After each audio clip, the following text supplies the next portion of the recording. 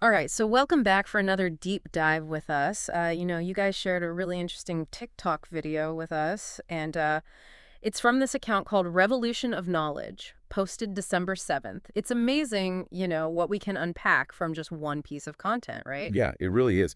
Especially in this case where, like, the video itself is pretty short, but the comment section is just, like, on fire. There's so much debate going on. Exactly, and that's exactly what we're diving into today. One comment in particular just really caught my eye.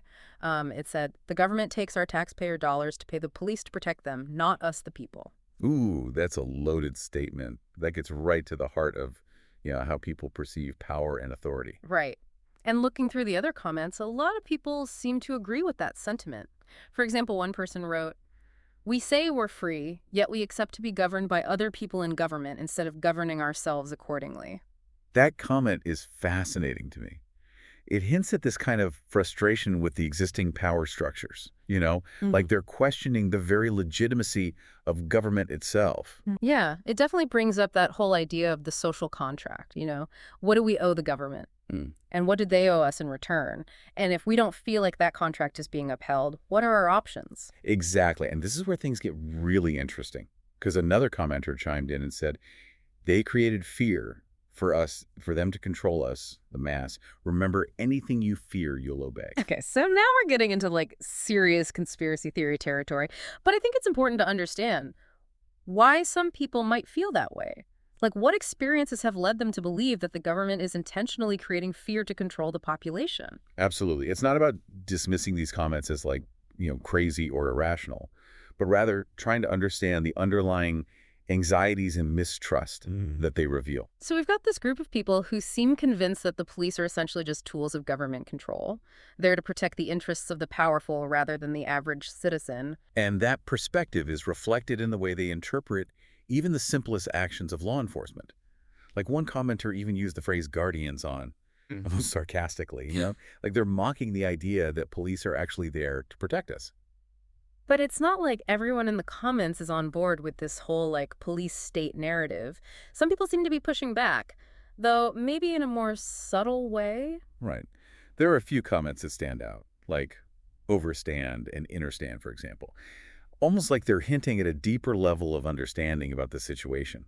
Like you think you know what's going on, but you don't really get it. It's like they're suggesting that there's more to the story than meets the eye. That maybe we need to look beyond the surface level to understand the complexities of the relationship between law enforcement and the government. And that's a perspective we definitely need to explore further because it speaks to the limitations of binary thinking. This idea that everything is either black or white, good or bad, us versus them. So it's like those commenters are saying, hold on a second, there's a whole other layer of nuance here that you're missing. Exactly. And that's where I think those kind of cryptic overstand and understand comments come in. They seem to be pointing towards a more, holistic understanding of the situation. Like instead of just focusing on the actions of like individual police officers, we need to consider the historical, Yeah. the social, and even the spiritual forces that have shaped the role of law enforcement. Okay. I'm really intrigued by this idea of a holistic understanding. Could you unpack that a bit more for us? What kinds of historical or social forces are we talking about here? Well, for starters, we have to acknowledge that, like, the police force, as we know it today, is a relatively recent invention. Yeah. It's not like there have always been, organized groups of people specifically tasked with enforcing laws and maintaining order. So how did the whole concept of policing even come about? That's a great question.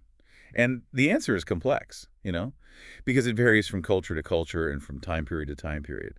But in general, you can trace the origins of modern policing back to the rise of cities Right. and the need to control urban populations. That makes sense. As more people started living in close proximity, you probably needed some kind of system to keep things from, you know, descending into chaos. Exactly. And as societies became more complex, so too did the role of law enforcement. You had the development of like specialized units, detectives, traffic cops, and so on.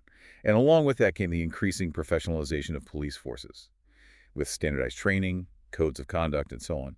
But even with all that professionalization, it seems like that fundamental tension between protecting citizens and controlling them never really went away. Like you can see it throughout history, with police forces being used to suppress protests, enforce discriminatory laws, and even target specific communities. Absolutely. And that's why I think it's so important to be critical of the narratives we're presented with about the role of police in society. Like we're often told that they're here to serve and protect. But that phrase can take on very different meanings depending on who's doing the serving and protecting and who's being served and protected. It's like that old saying, who watches the watchman? How do we make sure that those in power, including law enforcement, are held accountable for their actions? That's the million-dollar question. And I think one of the ways to address that is by encouraging greater transparency and oversight of police activities. Things like body cameras, independent investigations of police misconduct, and community review boards can all play a role in holding law enforcement accountable to the communities they serve. So it's not just about blindly trusting or distrusting the police, but rather about creating systems that ensure they operate in a fair and just manner. Right. And that's where I think those overstand and understand comments might be pointing us towards, a more nuanced understanding of the situation. It's not about accepting everything the police do without question, but it's also not about assuming they're all corrupt or malicious. It's about recognizing the complexity of their role in society and demanding that they operate with transparency and accountability. It's like we need to move beyond those simplistic binary categories of like good cop versus bad cop and start thinking more critically about the systemic factors that shape police behavior. Exactly. And part of that critical thinking involves recognizing our own biases and assumptions. Like, how do our personal experiences and beliefs about law enforcement influence the way we interpret those TikTok comments? That's such an important point. It's so easy to get caught up in the emotional intensity of these debates and forget that our own perspectives are shaped by a whole host of factors. Absolutely. And that's why it's so crucial to be willing to listen to different viewpoints, even if they make us uncomfortable. Because it's only through engaging with a diversity of perspectives that we can start to develop a more comprehensive understanding of complex issues like the role of police in society. It's like we need to become more comfortable with sitting in that space of uncertainty, like accepting that there might not be any easy answers, but that the process of grappling with these questions is valuable in and of itself. Precisely. And that's where I think the real learning happens. Not in finding definitive answers, but in wrestling with the ambiguity and complexity of the world around us. So we've been going really deep on this whole idea of understanding versus overstanding or understanding in the context of this TikTok video about police and government. And what's fascinating to me is how these comments reflect a broader societal conversation about trust. Trust in institutions, trust in authority, even trust in our fellow citizens. Because ultimately, if you believe that the police are primarily there to protect the government, like that initial comment suggested, then you're essentially saying that you don't trust the system to protect you as an individual. Exactly. And that lack of trust can be incredibly corrosive. It can lead to feelings of alienation, powerlessness, and even anger. Which is what we saw reflected in some of those more charged comments, right? Like the one that said they created fear for us, for them to control us. It's almost like they're seeing a hidden agenda behind every action the government takes. And that's where things get really tricky. Because once you start down that path of distrust, it becomes very difficult to have a productive conversation about how to actually improve the system. Because you're constantly looking for evidence to confirm your existing beliefs. Right. Rather than being open to alternative explanations or solutions. Right. And that's why I think those overstand and understand comments are so intriguing. They seem to be suggesting that there's a way to engage with these issues without getting bogged down in the same old polarized debates. Like they're inviting us to step back from the emotional intensity and try to see the bigger picture. Exactly. And that bigger picture includes recognizing that there's no single monolithic government or police force.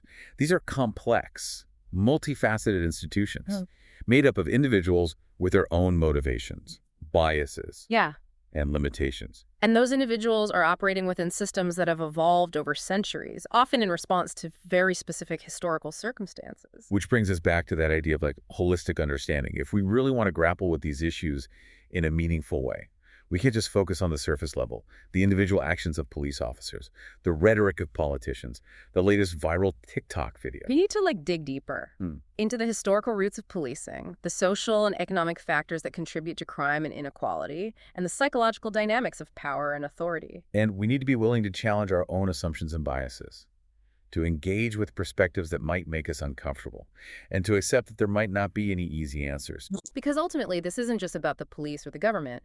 It's about how we as individuals and as a society relate to power and authority. It's about understanding the systems that shape our lives and figuring out how to navigate those systems in a way that promotes justice, fairness, and accountability. So what do we do with all of this? How do we move forward from this deep dive with a sense of hope rather than despair? I think the first step is to just acknowledge the complexity of the issue, to recognize that there are no easy solutions, but that the process of asking tough questions and seeking out diverse perspectives is essential for progress. And to remember that even though it's easy to feel overwhelmed by the scale of these problems, each of us has the power to make a difference in our own communities. Whether that's by educating ourselves about local politics, supporting organizations that advocate for police reform, or simply having open and honest conversations with friends and family about these issues. It's about recognizing that we're all part of this system and that we all have a role to play in shaping a more just and equitable future. And remember those cryptic comments. Overstand, understand. Maybe they were a reminder that sometimes the most profound insights come from unexpected sources. So stay curious, keep asking questions, and don't be afraid to challenge the status quo. Thanks for joining us on this deep dive, and we'll see you next time for another fascinating exploration.